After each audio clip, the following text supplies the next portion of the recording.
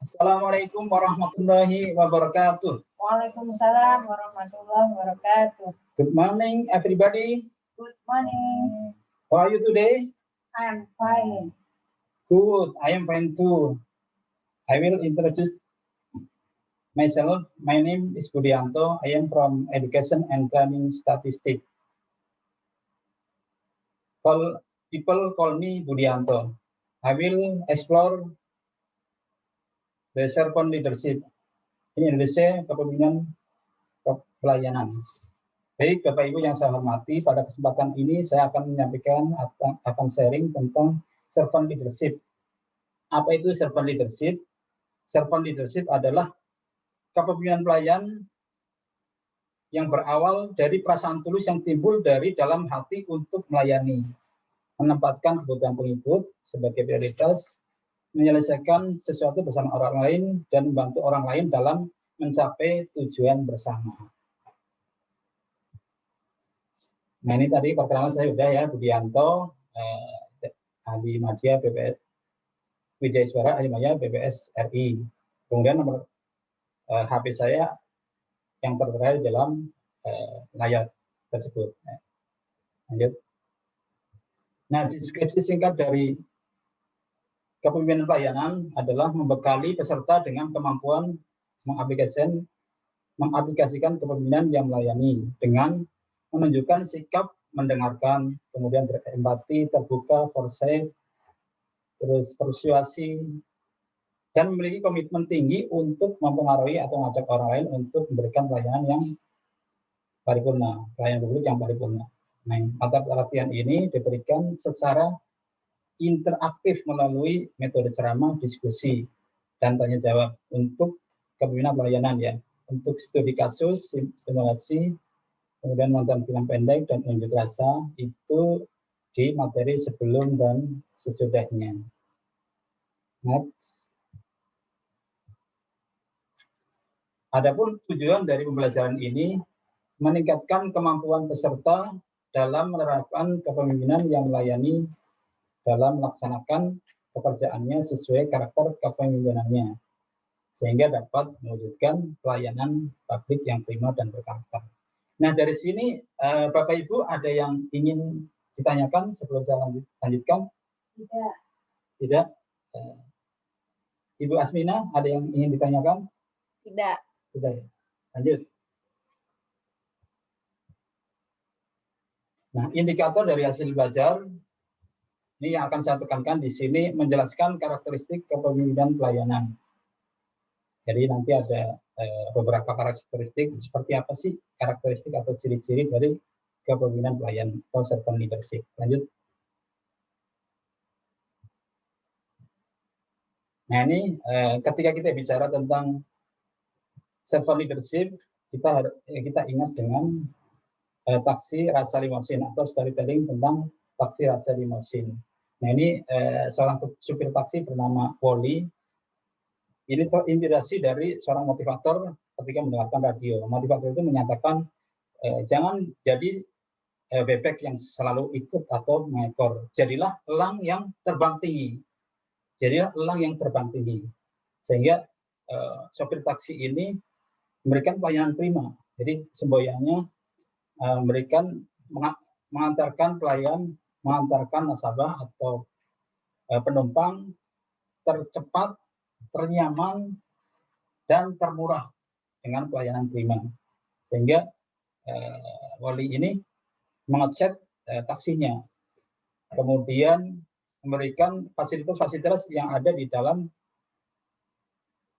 mobilnya, seperti air mineral, kemudian air jeruk, kemudian kopi tambah kafein dan dengan kafein, kemudian bacaan-bacaan seperti majalah, koran, kemudian memasang AC dengan suhu yang pas ya. Sehingga dalam waktu 2 tahun ini penghasilan Wally ini sampai 4 kali lipat ya penghasilannya, sehingga sampai kewalahan untuk memberikan pelayanan kepada nasabah atau penumpang lain. Nah, ini memberikan pelayanan prima ya. ini sebagai kita sebagai ASN juga bisa seperti itu, memberikan pelayanan kepada masyarakat, kepada konsumen, atau seorang pemimpin atau seorang fungsional atau leader bisa memberikan pelayanan juga kepada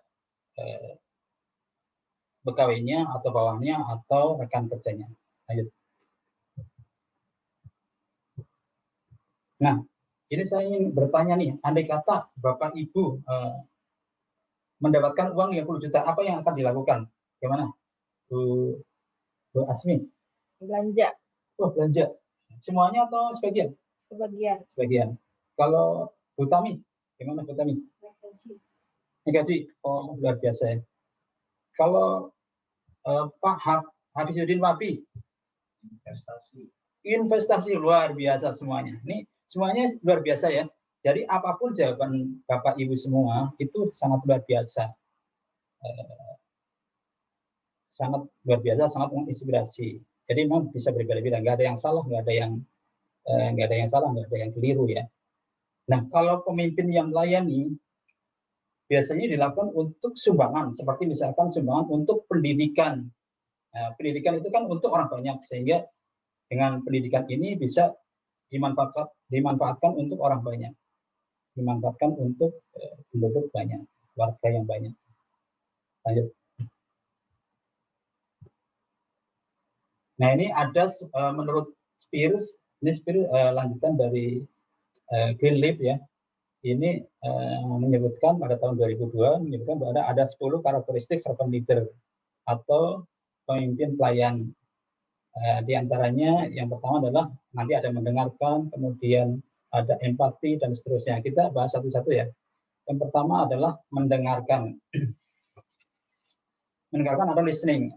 Servant leader mendengarkan dengan penuh perhatian kepada orang lain, mengidentifikasi dan membantu memperjelas keinginan kelompok, juga mendengarkan secara hati dirinya. Ini berkaitan dengan mendengarkan. Ini biasanya kan ada yang bicara, ada yang mendengarkan. Nah, biasanya kebiasaan orang yang mendengarkan itu pertama mendengar, kemudian membaca, menulis, dan bicara ya. 4 kebiasaannya diantaranya adalah ketika orang mendengar ya.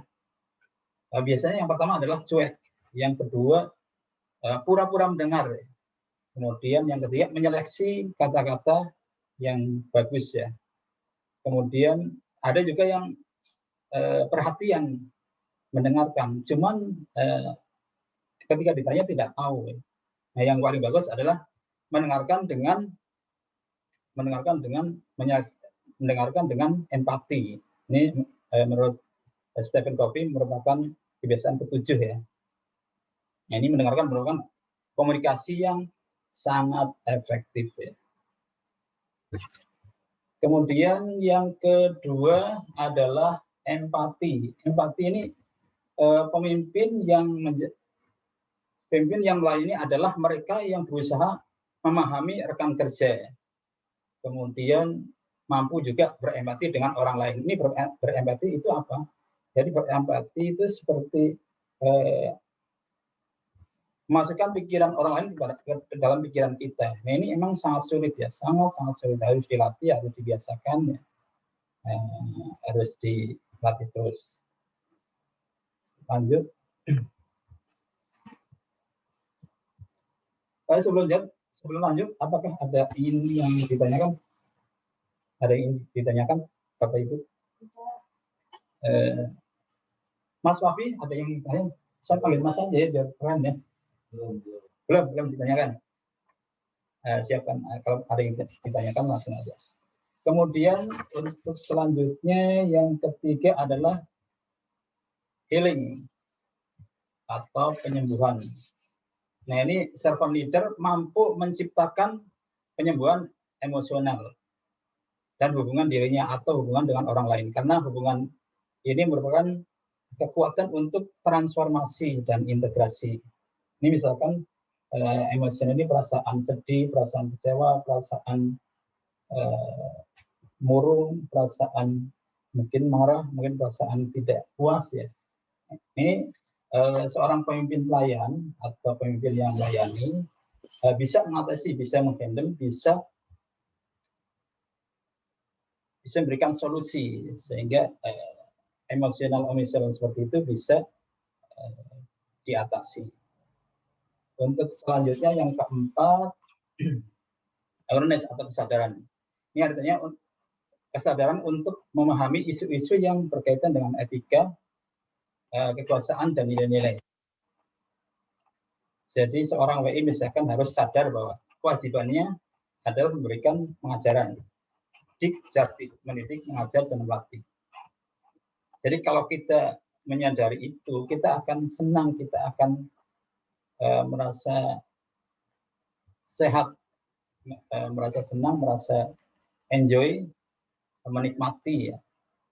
Seorang peserta itu juga harus merasa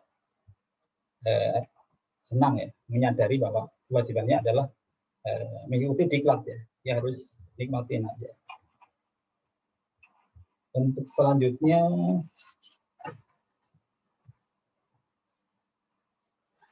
mungkin Mbak Asmi pernah bertanya ya tentang kepemimpinan pelayan.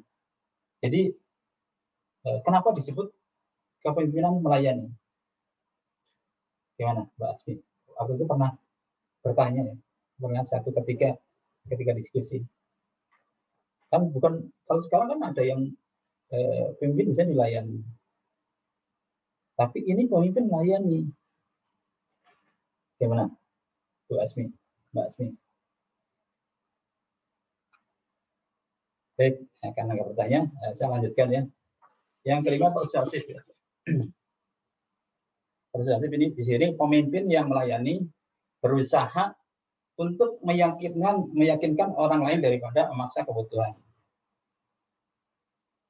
Ini bisa membedakan antara model otoriter tradisional dengan servant leadership. Ya. Ini di sini sebenarnya win-win solution ya. Jadi ketika ada perbedaan, ketika ada ketidaksamaan, nanti bisa menjadi ketika ada campur tangan dari seorang pemimpin yang melayani, dia yang tadinya berkata tidak, yang tadinya berkata enggak, menjadi berkata yes. Jadi turning no into yes ya. Jadi seperti itu. Jadi yang tadinya nggak sepakat menjadi sepakat, yang tadinya nggak setuju menjadi setuju ya.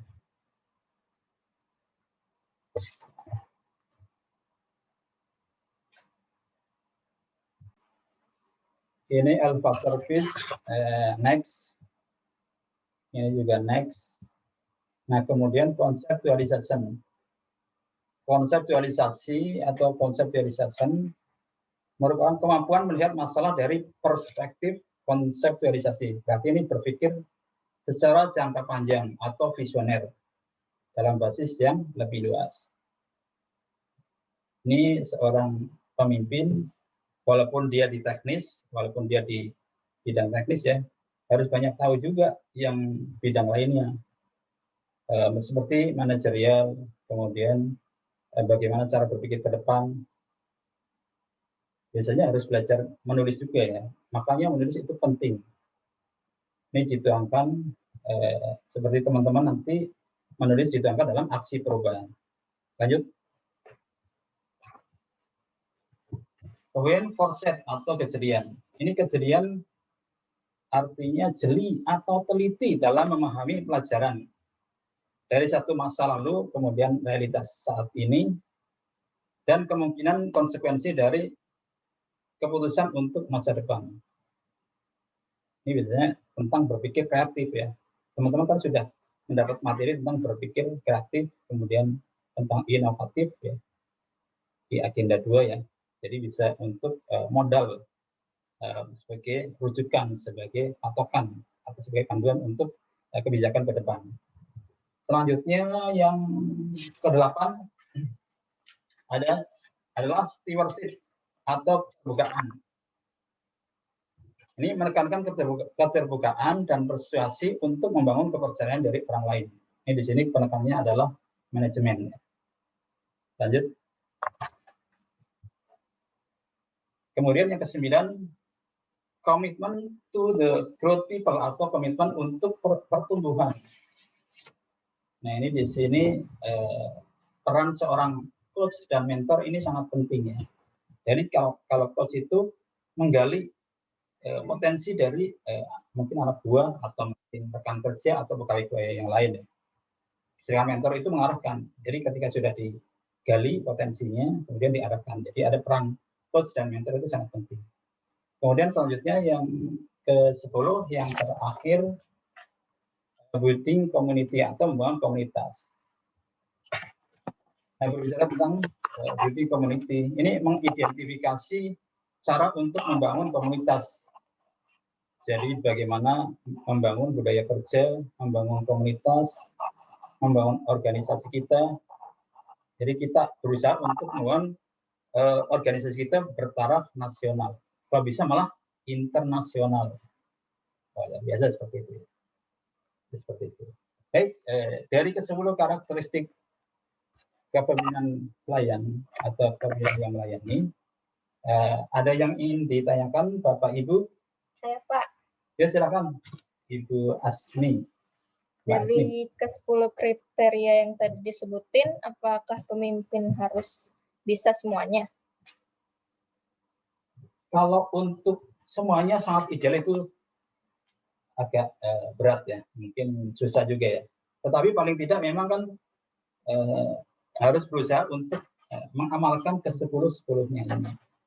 Jika ada yang masih kurang, masih ada yang lemah, harus ditingkatkan, harus dibiasakan, harus dihabituasi sehingga 10-10-nya bisa diamalkan menjadi pemimpin yang melayani. Ada lagi mungkin Bu Tami atau Mas Wafi, ada yang ingin ditanyakan? Tidak ya. Baik, dari tadi ada pendapat juga ya, pendapat dari Bu Tami, kemudian Mbak Asmi, kemudian Mas Wafi, kemudian Mas Wildan ya. Dapat kita tarik kesimpulan bahwa untuk mengamalkan kepemimpinan melayani ini harus bisa dibiasakan, harus kita latih, harus kita biasakan, harus kita latih, harus kita habituasi ya, bahasanya habituasi, sehingga bisa menjadi pemimpin yang melayani. Jadi berdirilah di atas kekuatan kita, di atas kelebihan kita. Jadi dari pendapat Bapak dan Ibu semua dapat sama-sama kita tarik kesimpulan, kita biasakan, kita latih, kita berdiri di atas kekuatan dan kelebihan kita. Lanjut. Baik, karena waktu sudah habis, saya mengucapkan terima kasih. Barangkali ada perilaku, tutur kata, ucapan atau perkataan atau perbuatan yang kurang berkenan. Saya mohon maaf yang sebesar-besarnya. Saya ucapkan selamat berkarya, selamat beraktivitas, semoga menjadi pemimpin yang melayani. Dan assalamualaikum warahmatullahi wabarakatuh. Waalaikumsalam warahmatullahi wabarakatuh.